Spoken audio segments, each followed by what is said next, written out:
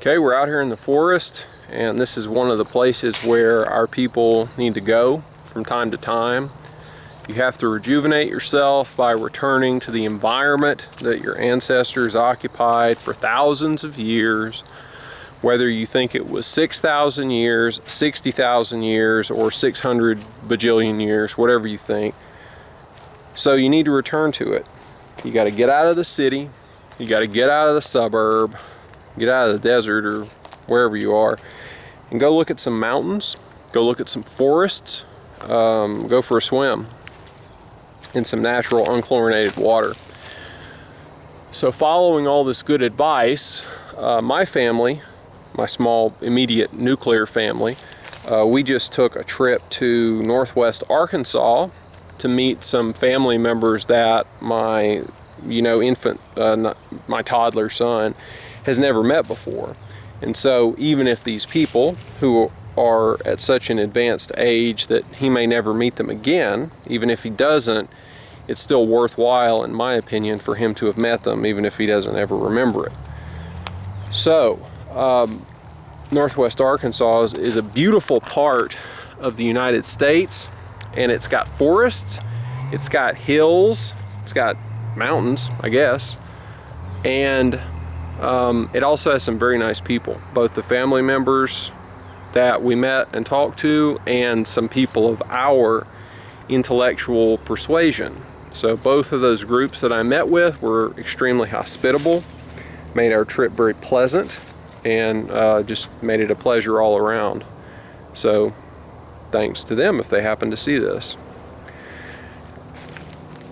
I made a pilgrimage while I was up there that was very short, and I didn't have the time that I feel like I should have devoted to it, and particularly to reflect on what our forebears mean to us, our intellectual forebears, the people from the previous 2 or 3 generations who were fighting the exact same fight that we're fighting, and who obviously they failed. That's why we're still fighting it today, but they devoted their energies and their lives to it, and they had the discernment to identify the same problems that we see. And so even though they failed, we should honor them, just as hopefully if we fail, future generations will honor us nevertheless for having strength of character and discernment and good hearts, essentially, to want to solve these problems for our people. So I'm going to present some research that I've done on this guy whose grave I went to. You can probably figure it out if you look up who in this sort of movement is buried in northwest Arkansas. It's not any great mystery, but I'll just do that at another time. And I also wanted to talk right now about Dimitri Volkogonov. I just finished reading his biography of Lenin. It's from the early 1990s. It's from maybe 1991, and I think he died in 94 in his mid-60s.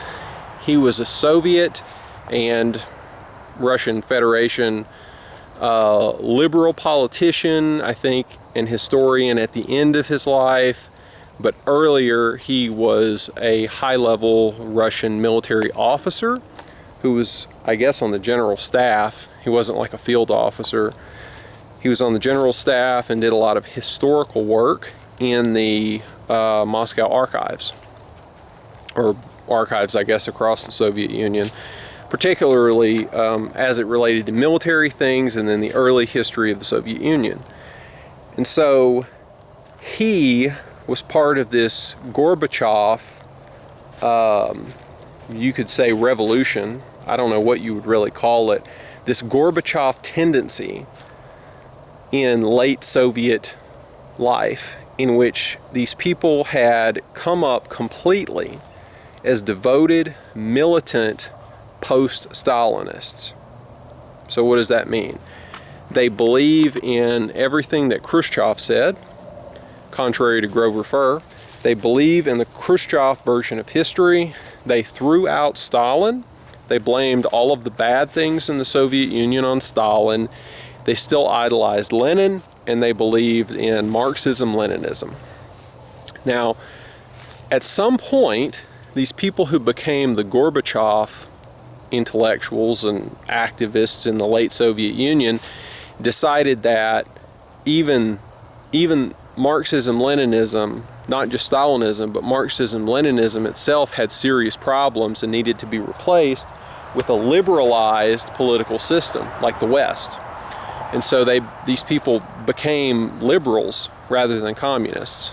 And they're the ones who basically crashed the Soviet Union for a lot of different reasons, and with a lot of help from certain ethnic groups who were dominant in Wall Street and London finance.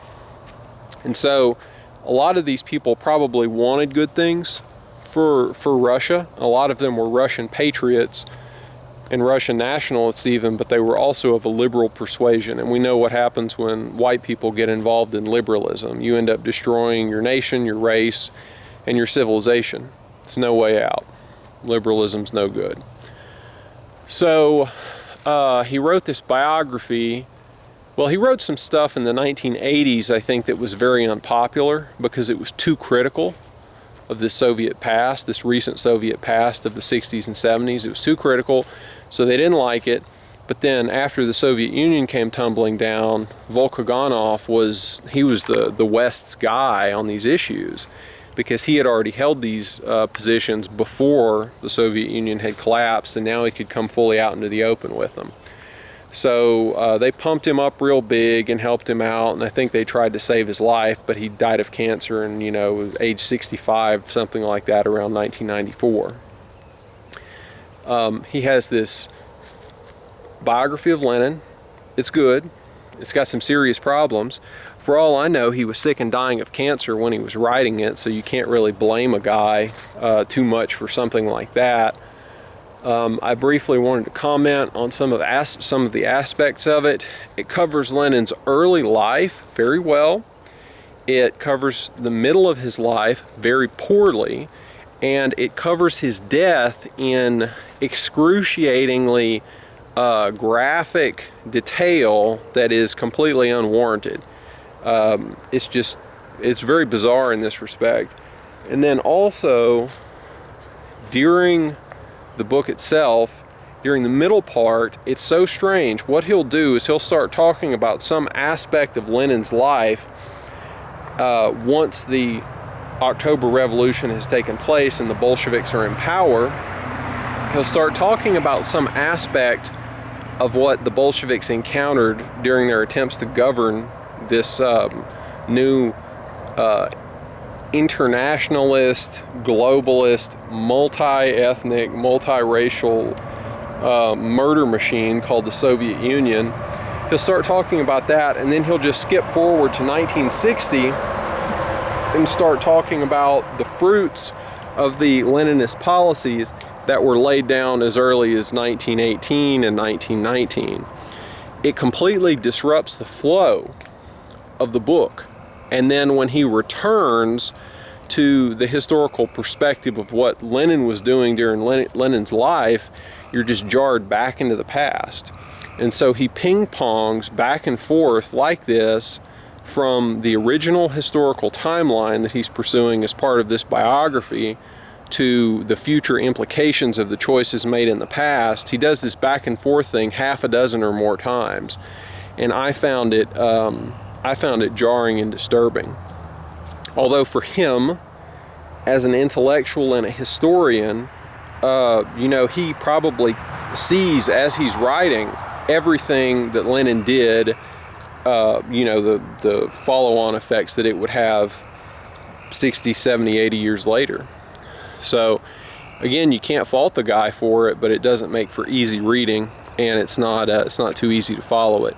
Now, I think perhaps the most interesting thing about it was learning some things about Lenin's past that I didn't know, such as not only was he a hereditary landowner, but the guy basically never worked a day in his life. So you have a paper-pushing, super opinionated intellectual. I myself am not the greatest blue-collar worker, guys. I have worked blue-collar jobs. I have been poor and I have never been rich. Never.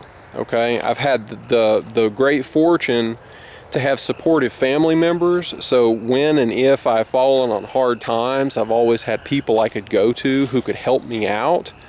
But I've never been rich. I've never been a part of a rich family, and I have done blue-collar work in my life. So I can't really empathize with these Bolsheviks who were basically, workers probably composed 20% or something of these people, maybe, of the leadership and the activists. They're all either petty bourgeois, or children of industrialists and big landowners. Now, this is not surprising from what we know about hierarchy and elitism. It's not surprising. This is how every political movement should come about. It should be people in the lower middle class, the middle class, and then some people who've fallen out of the nobility who want to do revolutionary and radical activity. It's only natural. I'm just saying it really conflicts with the Marxist theory of history and the aspirations of this group of people to mobilize workers, because they don't have anything in common with them, and naturally when they do take power, they put the workers in little rat cages and make them slave away. Although they get some social welfare out of it, so I guess it's not all bad for the workers. The other, until they all get killed or starve to death, right? The other thing that was very interesting about it to me was the contrast between Stalinist internationalism and Leninist internationalism. Lenin was this boutique intellectual and hate monger in the truest sense, who really just wanted to wipe out everybody who disagreed with him. And so he had a very shotgun and haphazard approach. Whenever anything was brought to his attention that was bad or needed to be dealt with, his reaction was always just extreme. Just kill these people, jail them, wipe them out, attack them, do whatever. And so in his internationalism and his foreign policy, he wanted to start the world revolution in all these different countries at the same time. So he had a program going on in Italy, China, Germany, the United States. He had all these internationalist programs going on at the same time. Stalin, on the other hand, when he came on, mostly did foreign espionage. So he would cultivate networks of communists in these different countries, not to foment a revolution, but just to get intelligence and pull, whatever foreign diplomacy he wanted to do. So it was secondary behavior, but for Lenin it was primary. And because Lenin was such a horrible administrator, this involved, as opposed to Stalin, who was a very good administrator, what Lenin would do is that he would throw millions of rubles of aid money to all these revolutionary activities in these other countries. So John Reed, the guy who wrote 10 Days That Shook the World, or 12 Days That Shook the World, whatever that is, who starred in that movie Reds, John Reed got something like $1 million. Got $1 million from Lenin. Never heard of that before. I'm inclined to believe some of these controversial things like that Dimitri Volkogonov had said, because he told, also in this book, he told the story of Lenin's brain. In one of his talks, Jonathan Bowden says that towards the end of his life, Lenin's brain had mostly turned to mush, and that he could barely talk, and he was, mostly vegetable rather than human. And so but several years later, after I heard Bowden give this talk, or a couple years later after I heard Bowden give this talk online, I came across an article that said Lenin's brain is held in this research laboratory, and here we are in the early 2000s, and we went and looked at this and did this, that, and the other, and read up on it. And they were presenting this idea, and it was, of course, it was like a Jewish guy and a rabbi or whatever who was doing this article. But what they said was that Lenin's brain was completely normal. It wasn't big, it wasn't small, it was totally normal in every way. And I said, well, my man Jonathan Bowden can't be that wrong, can he? Did he just get some bad myths here and there? You know, what's going on with this? And I thought, it seems unlikely, given that Lenin is perhaps the prototypical evil genius of recent world history, Western history. I'm sure he had a big brain, because there has to be a correlation between brain size and brain activity. It's ridiculous. There has to be some sort of association here. So his brain activity and his brain morphology and all that stuff would just have to be somewhat different. It couldn't be completely normal. So I just assumed that this article was just a bunch of nonsense that was printed based on what some Soviet sources had put out at some point or another, based on their idea of all people being the same, and you just have to have these socialist ideas and then you'll turn into a great genius like Lenin. That was the conclusion I came to. Never did get any further with it. Now, when I was reading this biography of Lenin by Dimitri Volkogonov, he dealt with this issue. He talks about the original history of Lenin's brain, which is that after he died, it was examined and he was killed by strokes as a result of extreme arteriosclerosis. So he had a congenital deformity, which his father and 2 or 3 of his siblings had, in which his veins did not behave properly and they hardened prematurely, cut off the blood flow, and his brain slowly died in his 50s as a result of too much stress and also being shot by a conspiracy of assassins involving that one Jewess, that SR, probably left SR Jewess. Now, so he lost his good vein function and suffered from that. And then, it was interesting, there's a swarm of June bugs in this tree. It's a hickory. Some dragonflies. A lot of strange activity going on up there. So he had these problems with these veins in his brain, and it killed him. And then when his brain was, when they looked at it, one of the lobes, I guess half of his brain, had shrunken to the size of a walnut, and the whole thing was rock hard rather than being the nice spongy brain tissue that we would expect. So that happened, and then later on there was an institute dedicated to studying Lenin and dealing with his mummy and all this sort of nonsense, and they're the ones who came up with the second version of Lenin's brain history, in which it was completely normal and it was compared to all these other people and there was just nothing special about it. So in fact, his brain was freakish, it was very large, and it was completely rotten because of this congenital deformity he had. So again, this is what we would expect. Someone who's extreme in their thoughts and their behavior also is extreme in their morphology, showing that there's really not a difference between the mind and the body. And in fact, we are a divine synthesis of the two, and we can't escape from it. So we have to embrace that and understand it. Do I have anything else to say about Lenin? Ultimate tactical flexibility. Lenin would do anything and say anything. He didn't care. He simply held on to Marxist viewpoints as a secular religion and as a tool for browbeating people and achieving power. And then once he had it, he attempted to implement some ideas he had. They didn't work. So then they flipped completely. They went from war communism to the new economic program.